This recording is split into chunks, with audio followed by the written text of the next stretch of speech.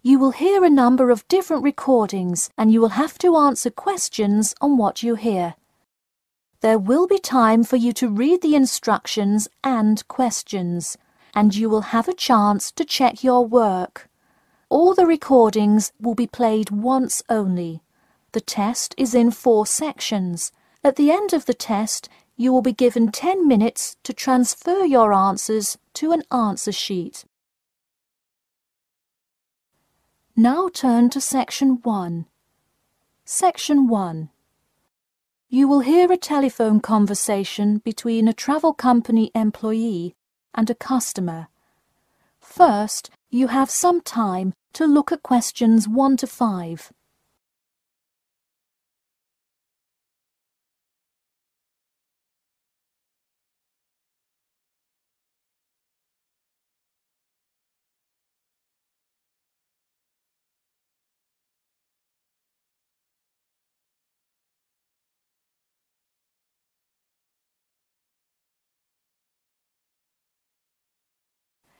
You will see that there is an example which has been done for you. On this occasion only, the conversation relating to this will be played first. Hello? Hi, good morning. This is Talia from Parrot Bay Travel Agency. Is Robert Goddard there? Yes, speaking. The man says that he is Robert Goddard, so Robert Goddard has been written in the space. Now we shall begin. You should answer the questions as you listen, because you will not hear the recording a second time. Listen carefully and answer questions 1 to 5. Hello? Hi, good morning. This is Talia from Parrot Bay Travel Agency. Is Robert Goddard there? Yes, speaking. I'm so sorry that I made such an early phone call, and I'm calling to ask a few questions about your most recent vacation. Could I have 5 minutes of your time? Sure thing. Great, thanks. Now, I see here that you visited Melbourne. Was this your first visit to Melbourne? No, I have actually been there twice before. I see. Now, what would you say was your favourite part about Melbourne? Well, I did like seeing the exotic wildlife, and there are great sights to see, but I have to say I was most impressed by the amazing weather. Yeah, the weather there is amazing. Which of the sites listed as part of our official tour did you see? And of those, which was your favourite? First I saw the theatre, which was beautifully designed. It was not nearly as cool as the town hall, though. The building is a huge part of Melbourne's history. Definitely my favourite. I saw the aquarium too, but wasn't too impressed. I see. Yes, people often have great reviews of Town Hall. Now, I would like to ask you about your dining experience. Did you enjoy the food there? Absolutely, I loved it. I'm glad to hear it. Could you tell me a little bit about what you most enjoyed about the food? Being such an international city, I loved the variety. I could find any type of food I wanted, whether I wanted seafood, burgers, or anything else. You name it, and they had it. Did you drive to Melbourne? No, I flew. I thought about going by train, but in the interest of time, I decided to go by plane. Right, I see. Before you hear the rest of the conversation, you have some time to look at questions 6 to 10.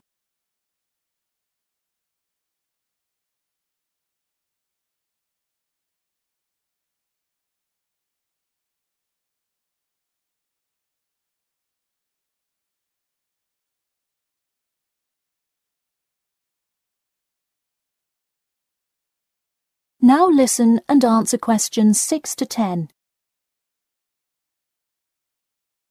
And would you mind telling me whether you are under 20, between the ages of 20 and 40, or older than 40? It would be nice if I was still under 20.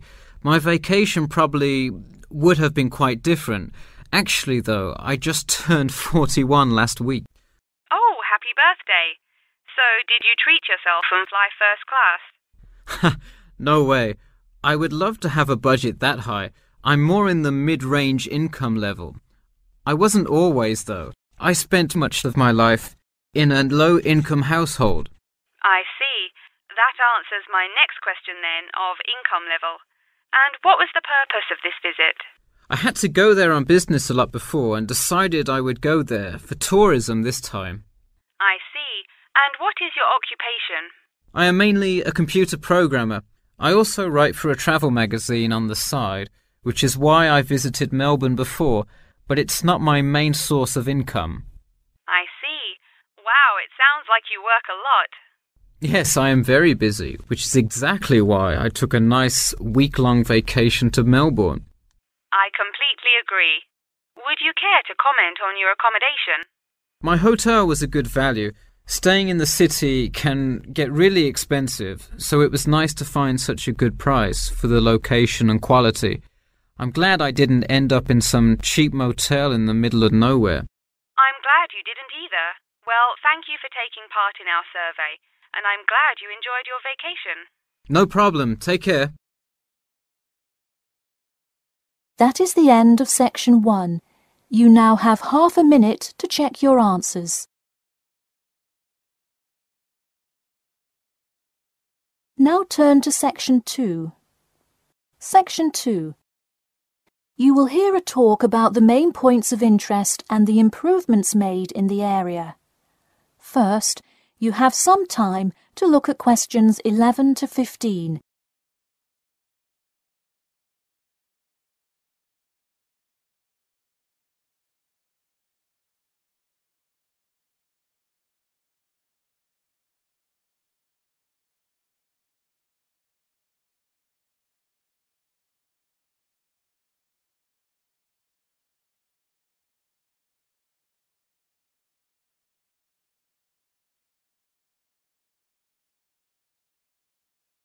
Now listen carefully and answer questions 11 to 15.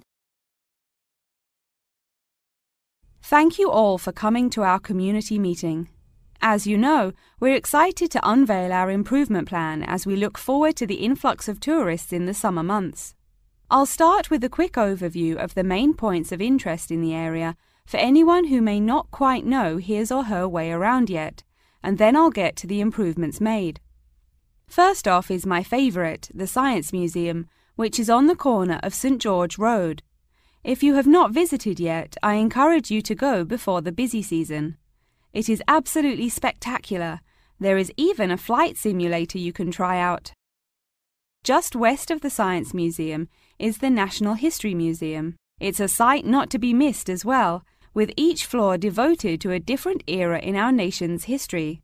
There are special exhibits for children with interactive games and fun history lessons too. If you're looking for parking, it is available on the intersection of Queen Street and South King Street in the car park. Standard hourly and daily rates do apply. The best place for souvenirs is the shopping mall, though it gets extremely busy during peak times. You can get there from the Tube or the entrance on Timber Road, just south of Cornwell Road. This area has students everywhere, usually from the primary school across the street from the shopping mall. Classes often take field trips and engage in guided tours through the area. So that's the overview of the main sites, and hopefully by now I've given you a general idea of the area. Before you hear the rest of the talk, you have some time to look at questions 16 to 20.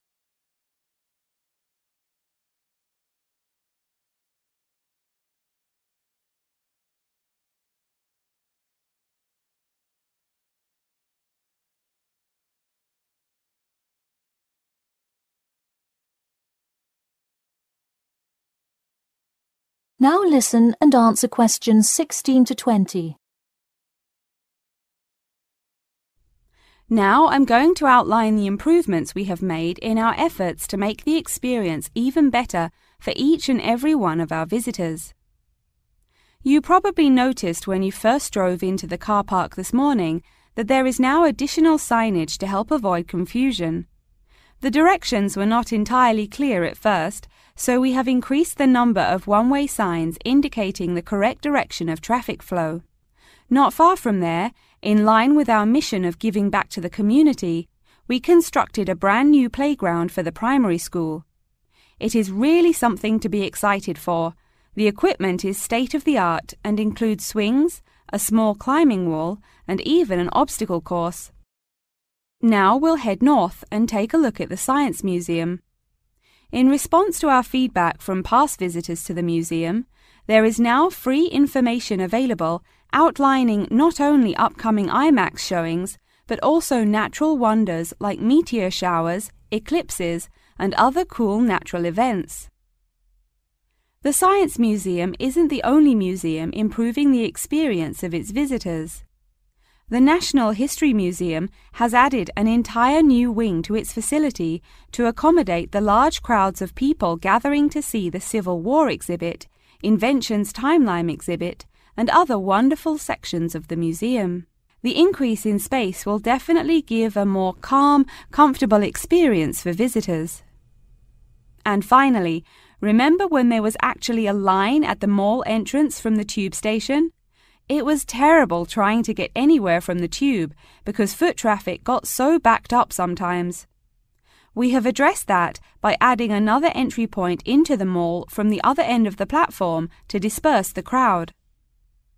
So those are the major improvements we have made.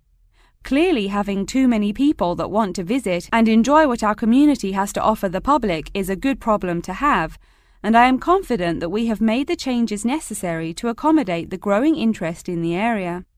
As always, we welcome any questions, comments, or concerns about the new improvement plan. In a few minutes, I will open up the floor for questions, but you can also contact me or any other board member by email or through the city website. Thank you for coming, and I now encourage you to stay for the questions and answers panel occurring between now and 10:30. That is the end of section 2. You now have half a minute to check your answers.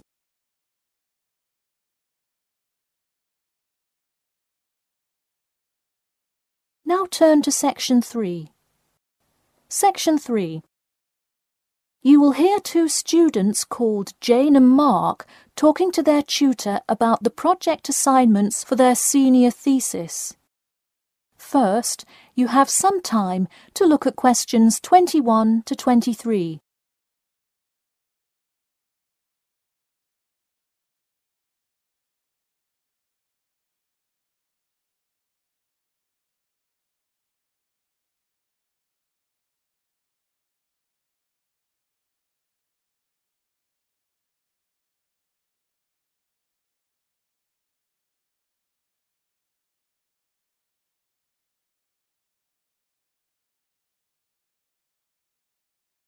Now listen carefully and answer questions 21 to 23.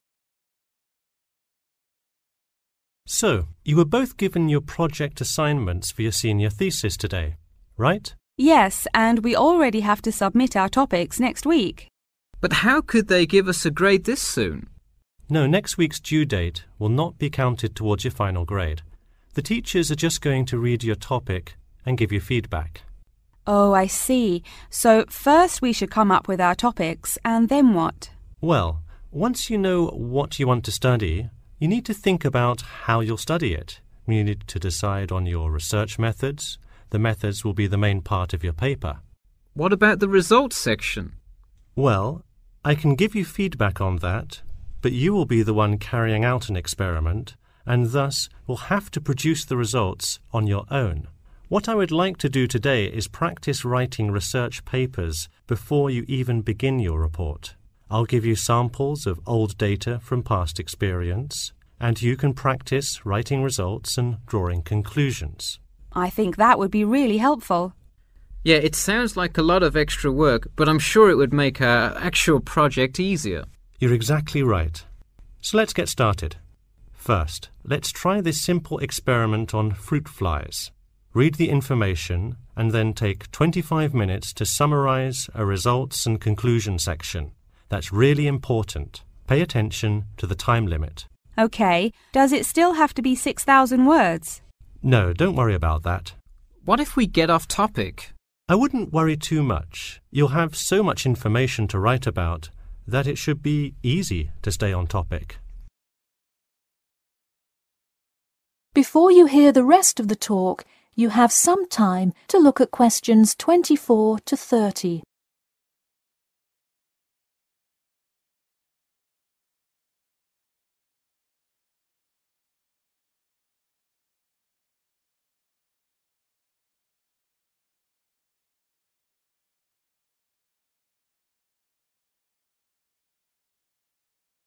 Now listen carefully and answer questions 24 to 30. But what about other sources? Well, for this assignment, you can use the one from your textbook. In your actual paper, you should find old experiments that support your topic. So do we need to find different types of sources? For instance, should I be conducting lots of interviews to use in my paper? No, there's no need to conduct lots of interviews or anything like that. OK, I'm ready to get started. I'm still a little confused, though, on how we should format our paper. Don't worry about it for now, but on your final paper, make sure to pay attention to the format. It should follow the guidelines exactly. Oh man, I'm starting to understand why they give us all semester to do this. Are there any other small details like that we should know about? Not a whole lot. Make sure you provide 2 copies. One for your teacher, of course, but one for yourself as well. And of course, you know the due date, right? It's April the 11th, right? What? No, it's May 11th, right? Yes. The due date is May 11. Write it down. Oh, wow, yeah, I need to note it. Also, I'm having trouble finding information on my topic. What if I can't find enough good sources? It's all right to change your topic. Just make sure to do it before the beginning of April. Oh, really? Wow, I'm definitely going to change it then. Just make sure to write a note to your teacher letting him or her know. OK, so getting back to writing this sample paper, where do we start? Should I just explain the experiment and what happened? Well, you need to start with your hypothesis, what you think will happen, and then describe your procedure. Then you can write up the results and your conclusions. Oh boy, I don't know if I can handle any more instructions. That is the end of section 3. You now have half a minute to check your answers.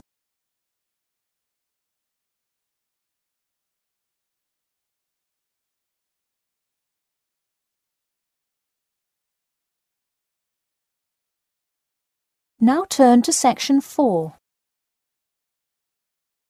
Section 4. You will hear part of a lecture about factors you should consider when creating advertising materials and the effects they can have on your product sales. First, you have some time to look at questions 31 to 40.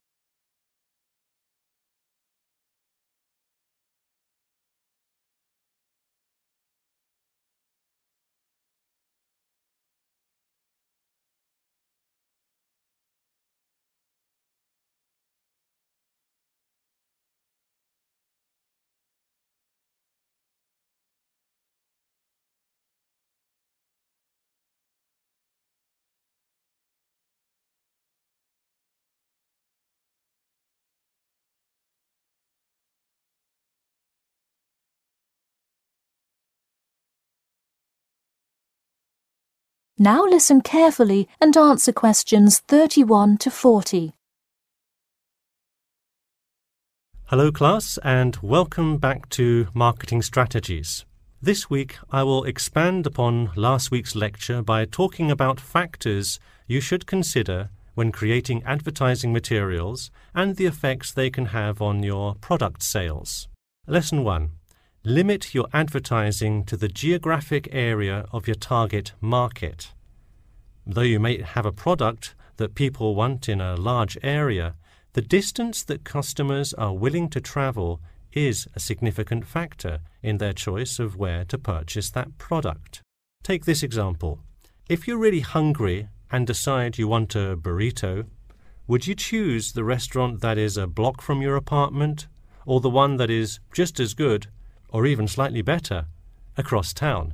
Of course, you'd pick the closer restaurant. Next, there's the method of communication to your target market. How do you decide among radio ads, TV commercials, flyers, or even word of mouth? While we often think of the visual presentation of ads, there's much more to advertising than the look. Studies show that consumers are much more likely to remember advertising slogans if there's also a sound plate. Did you know that your sense of smell is closely linked with memory? Think about Mandy's candy store up the road. Every time you walk past it, you can just smell the chocolate, right? I bet you can almost smell it now. Just mentioning the name brings about the smell memory and, in turn, a chocolate craving. What better way to sell chocolate bars?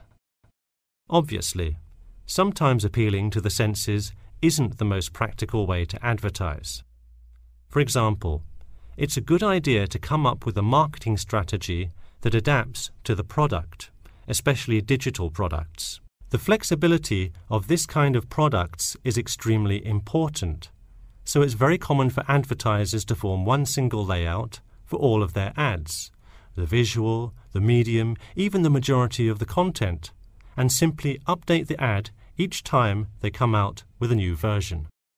Remember, advertising is all about stirring up the right feeling in your potential customers, whether by stimulating the senses, appealing to the intellect, and so on. Once the customer experiences the ad, the important thing is his or her reaction.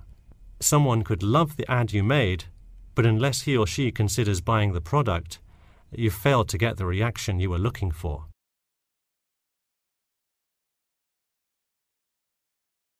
So once you have successfully reached your target customer and you have his or her business, often you'll want to expand to a larger market. More often than not, the same marketing strategies you used in your small campaign may not work for a larger audience. The larger you scale your product, the more factors you must consider. For instance, Apple operates worldwide, so they must tailor their advertising for each market they enter. Often you'll see Apple ads on international flights that appear not only in English, which is the lingua franca of most regions, but also in the native languages of the majority of passengers. I travelled to Russia last week, and it was really interesting to see the same Nike ad that I've seen 100 times, except this time it was in Russian. Okay, going back to the medium of the advertisement, even after choosing to create print ads instead of radio announcements, television commercials, etc., there is more to consider. If you print your ad in a newspaper, it will be read by a far different audience than if you print your ad in a popular magazine. Would you put an ad for the new Justin Bieber album in a newspaper? Probably not, because that product is most suitable for youths. Let's face it, do you know anyone under the age of 25 that buys a newspaper? No. Now let's try a few strategy exercises.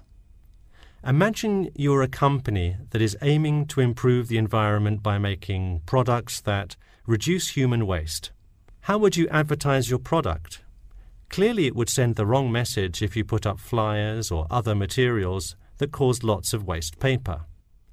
Consider instead putting commercials on the Health Channel or buying ad space on websites like UNESCO. Or here's another example.